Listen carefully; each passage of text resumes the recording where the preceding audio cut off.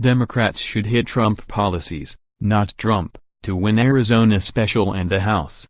There's no question, none, that Democrats will gain seats in Congress this November. But I do question how many they'll gain, and that's because I question whether they're focusing on the right things.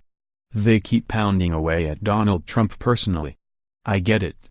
Midterms are always about the president in power, and in Trump, Democrats have a target-rich environment. There's his immaturity and impulsiveness, his emotional instability, his it's-all-about-me style, the constant whiff of impropriety. His scandal-plagued cabinet is the worst since Warren Harding, president from 1921 to 1923, perhaps even worse. Last but certainly not least, there's special counsel Robert Mueller's intensifying probe.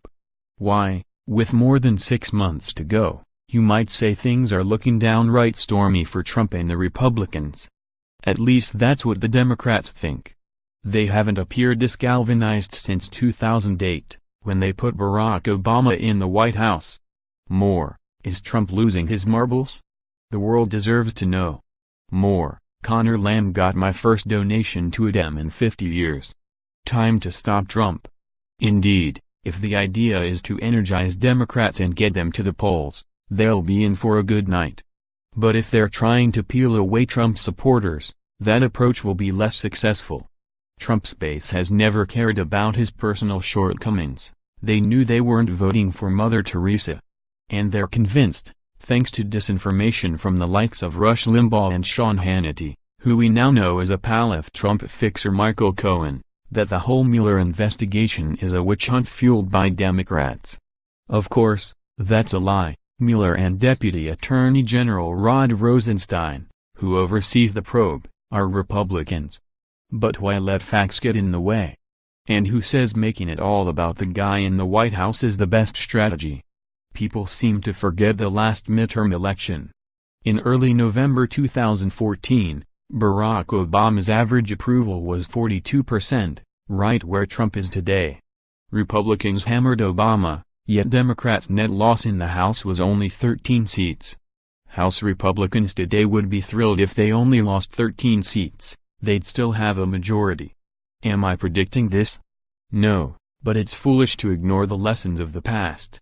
Thus, I suggest that the best way to take down Trump and the Republicans is to focus less on the sleaziness, dishonesty and graft, tempting as that is, and more on specific things that are hurting, or could hurt, voters. Here are a few potential cuts to Social Security. Treasury Secretary Steven Mnuchin warned in a little-noticed report last summer that come 2034, just 16 years from now, retirees could see their monthly checks slashed 23%. Trump overperformed with older voters in 2016, but they, or anyone with retirement on the horizon, won't be too happy to hear that the government may monkey around with entitlements. More pollution. Trump gets applause when he goes into red states and brags about all the regulations he's rolling back at places like the Environmental Protection Agency. Another way of looking at this, these rollbacks are making the air his voters breathe and the water they drink dirtier. Let's see some smoggy TV ads around this. Gas prices up. Remember the ruckus Trump raised about things like the Keystone Pipeline and opening up more federal lands to drillers? He said they would benefit consumers. For too many reasons to mention here, that was hooey, but this isn't. Gasoline prices are up more than 14% over the past year. Presidents have next to no control over this, I know, but nothing says retail politics like a spike at the pump. Trade war. Just ask Midwest farmers how they feel about tariffs on Chinese goods. Their once solid support for the Donald is at risk, thanks to Beijing's willingness to strike back and use American agriculture to do it.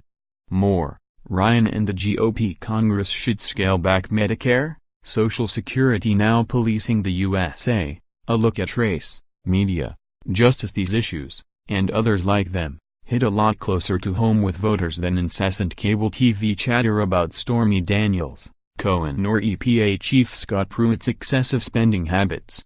While not ignoring Washington sleaze, Democrats who recently won special election upsets in places like Pennsylvania, Connor Lamb, and Alabama, Doug Jones, kept it grounded and local.